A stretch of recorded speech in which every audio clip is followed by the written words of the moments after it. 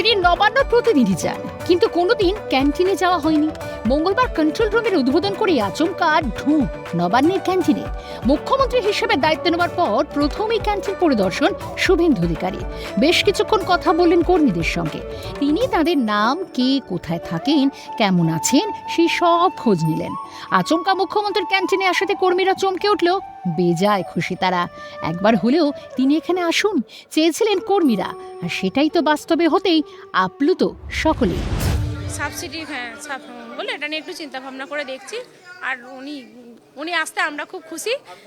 হ্যাঁ, মুখ্যমন্ত্রী হওয়ার পর উনি প্রথম আমাদের এখানে এলেন এবং আমাদের এখানে আসতে আমরাও খুব খুশি। আমরাও চেয়েছিলাম যে উনি আসুক, আমাদের সঙ্গে একবার দেখা গেল, নিজে থেকেই উনি এলেন। খাদ্য ছায়া নামে নবান্নে দীর্ঘদিন ধরেই চলছে এই ক্যান্টিন।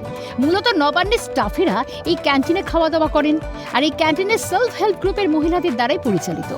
মুখ্যমন্ত্রী ক্যান্টিন পরিদর্শন করে সেখানকার খাবারের মেনু ও দাম সম্পর্কে জানতে চান। রাজ্যের কোনো সাবসিডি পান কিনা সেটাও জানতে চান, কিন্তু কর্মীরা জানান তারা কোনো সাবসিডি পান না। আর এই বিষয়টা ভেবে দেখার আশ্বাসও দিয়েছেন মুখ্যমন্ত্রী। মুখ্যমন্ত্রী স্যার এলেন, সিএম স্যার নিজেই এলেন। আমরা ওখানে গেটের বাইরে দাঁড়িয়েছিলাম, উনি এটা সরাতে বললেন। দেখে মেয়েদের কাছে এলেন, জিজ্ঞাসা করলেন যে আমরা এই ক্যান্টিনটা চালাই, আমরা এই SHGর মেয়েরা মিলে ক্যান্টিনটা চালাই। উনি এটা জিজ্ঞাসা করলেন। তারপরে আরও জিজ্ঞাসা করলেন যে কারা খাওয়া দাওয়া করে।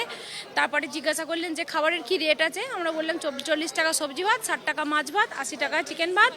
আর উনি বললেন যে খাবারের কোনো সাবসিডি পাওয়া যায় কি না। আমরা বললাম যে না, খাবারের কোনো সাবসিডি নেই। বলে এই টাকায় কি এখন চলে? আমরা বললাম স্যার এই রেটটাই হয়ে এসছে, আমরা এই রেটটাই চালিয়ে যাচ্ছি। তখন উনি বললেন যে ঠিক আছে, কারা খায়? আমরা বললাম এখানকার যারা এমপ্লয়ি আছে, স্টাফ আছে, ওনারা সকলেই খান।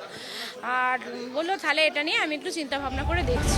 মহিলা স্বনির্ভর গোষ্ঠীর দ্বারা পরিচালিত এই ক্যান্টিনটি সরকারি কর্মী ও নবান্নে আসা সাধারণ মানুষের জন্য অত্যন্ত সুলভে পুষ্টিকর খাবার সরবরাহ করে আসছে বছরের পর বছর।